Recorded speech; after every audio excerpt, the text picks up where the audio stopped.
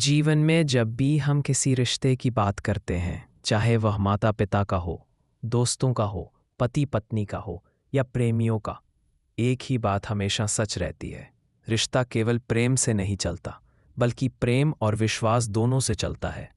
प्रेम वह एहसास है जो दिलों को जोड़ता है, और विश्वास वह धागा है जो उस जोड़ को टूटने नहीं देता।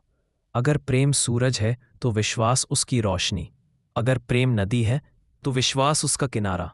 प्रेम हमें एक दूसरे के पास लाता है, लेकिन विश्वास हमें हमेशा एक दूसरे के साथ बनाए रखता है। भारतीय इतिहास और पुराणों में प्रेम और विश्वास के असंख्य उदाहरण मिलते हैं, लेकिन सबसे अनोखा और प्रेरणादायक उदाहरण है सावित्री और सत्यवान का। सावित्री को जब तपस्वियों और ऋषियों से पता चला कि उसके पति सत्यवान की आयु बहुत कम है, तो चाहे तो वह अपना जीवन बदल सकती थी, लेकिन उसने कहा, मेरा प्रेम केवल 7 जन्मों का नहीं, मेरा विश्वास मृत्यु के पार तक है। जब सत्यवान की मृत्यु वन में उसके गोद में हुई, तो सावित्री मृत्यु देवता यमराज के पीछे पीछे चल पड़ी। यमराज ने समझाया, सावित्री, कोई मृत्यु से वापस नहीं आता, तुम लौट जाओ।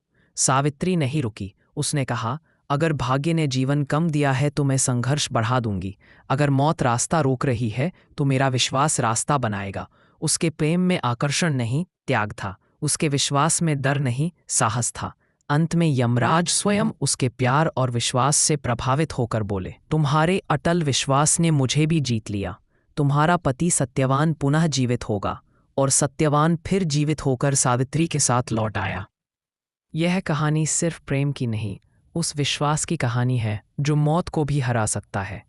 रिश्ते तभी मजबूत होते हैं जब प्रेम में भावना हो और विश्वास में स्थिरता।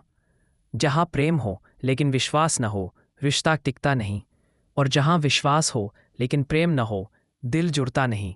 लेकिन जहाँ प्रेम और विश्वास दोनों हो, वहीं रिश्ता तमर बन जाता।